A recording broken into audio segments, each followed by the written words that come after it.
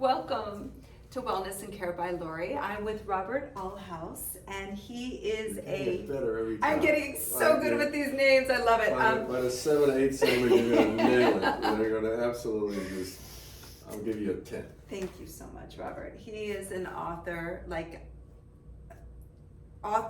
what do you not do? Artist. I'm a Renaissance man, like, intuitive. He does it all. And we're so happy to have you here today. Thank you. The next chapter we're going to talk about in his new book is called The Observer. The Observer. That's So right. please tell everyone out there about The Observer. So the Observer might be kind of the preamble to any sort of awakening, a really breakthrough in how we perceive ourselves, because classically we're identified with our body. We think we are our body, right? And we are these thoughts that we have in our mind.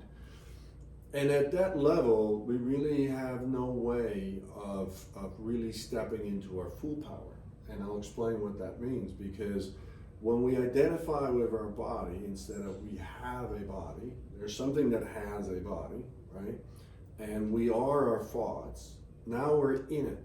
And so we really have no way to change it. And most of our thoughts, about 60 to 80,000 a day, right, are from our subconscious. So now we're just really beholden to our thoughts, stuck in this body, right? That we're just kind of moving around the world. This is probably 70, 80% of humanity, and they think they're living a free will life, but they're really just pre-programmed. And in some of the esoteric teachings, we call this the lead. Turning lead into gold. The lead is really what's called the dead people, because they're really just walking around basically living by their thoughts, thinking they're their body.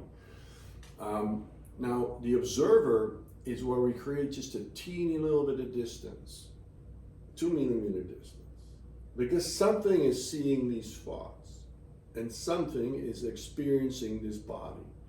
Because if I tell you right now, can you feel your left foot? Mm-hmm. Did you just feel your left foot? I did. Right, because I brought your awareness to your left foot. Right. So there's an awareness within you, and if I say, Laurie, how does your right shoulder feel?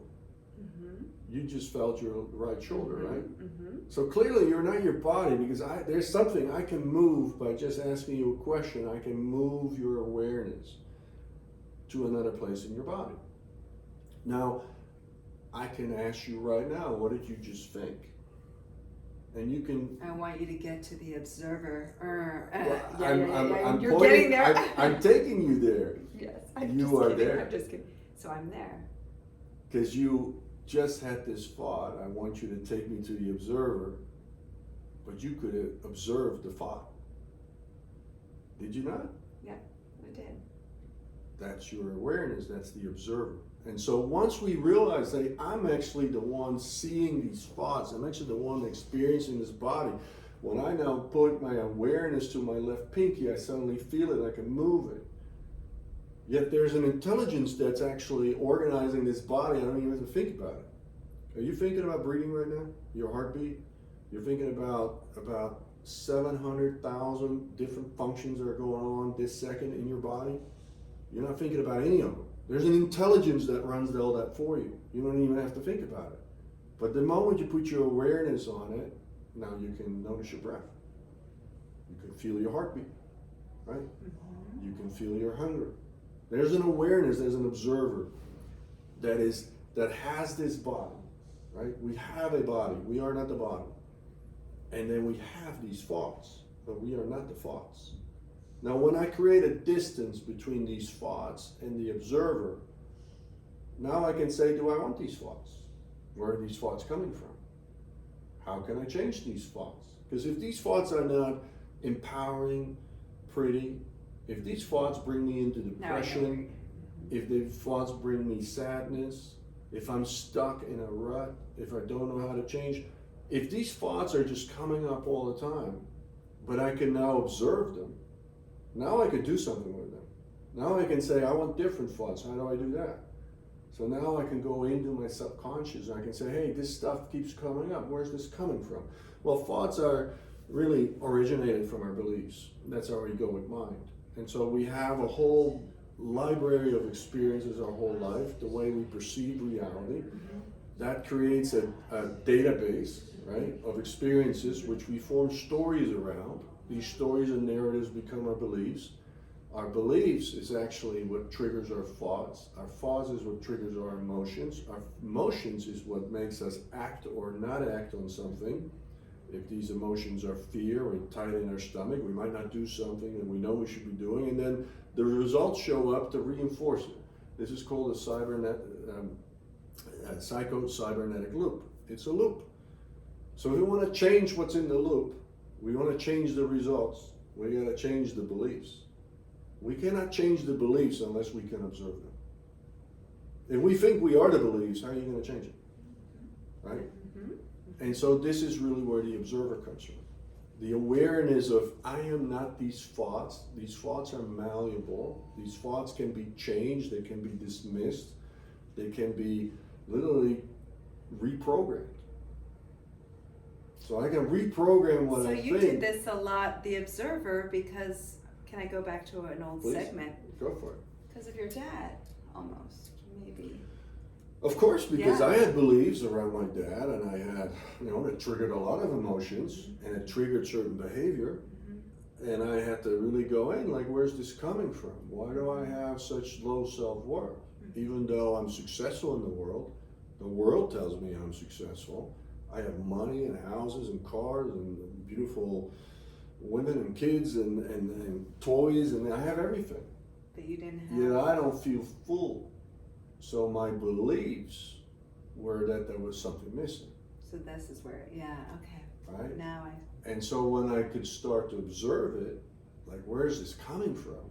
Like, now I can separate myself from these thoughts and, like, okay, what's making me depressed? Why am I so empty? Why? Do you think women do this more than men? They are able to assess that? Because we talked about that earlier. You all weren't, we Right. weren't on camera, but is there a difference between the man and the female psyche with the observations, do you think? Well, there isn't. I mean, our psychological hardware, our brain is the same. Right, correct. But what I'm really talking about, there's an intelligence of the heart as well.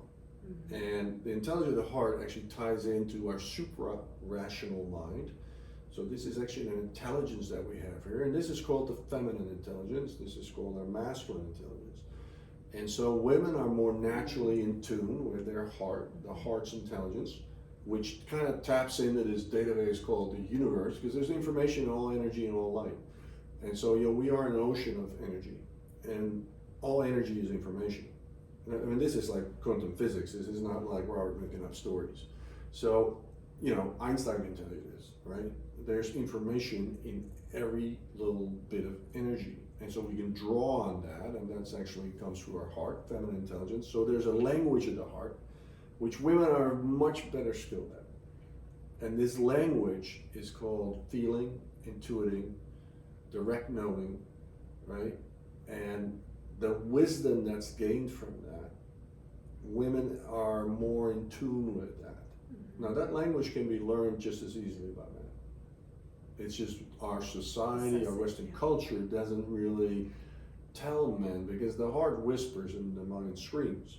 And so we have to get the mind a little quiet so we can hear the whispers. Well, I remember growing up, seeing my mother cry more than my dad. Rarely did I see my father show emotion. And when I did, that was a lot, So that's so interesting. Yeah. Is there anything else you want to talk about? Well, I want to mention that because for a lot of men, emotions are really suppressed, and when they are suppressed for prolonged periods of time, they tend to come out sideways as rage, anger, and so now we have domestic abuse, domestic violence, things like that, because men tend to hurt their loved ones first, and so a lot of the domestic violence and domestic abuse issues that we see in society, 90% of the offenders are men, right? This is a men's issue. The women are just the victim. I mean, it's predominantly men doing this, and it's their emotions not being fully expressed, so it comes out sideways. And we see this everywhere in society. We see it in violence in society. You know, we've seen the violence in the workplace, and just the hatred and the And animosity we see in unfortunately, society. men are stronger than women, so they usually win in the long run. Well, physically. Physically. They're stronger, So, yes. yeah. I think But on many, not- on many other levels, I think women, Yeah. men have a long way to go. So. Well, anyway, thank you for elaborating on that.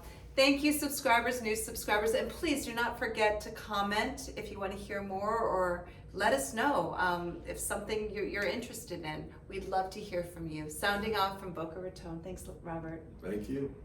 Bye.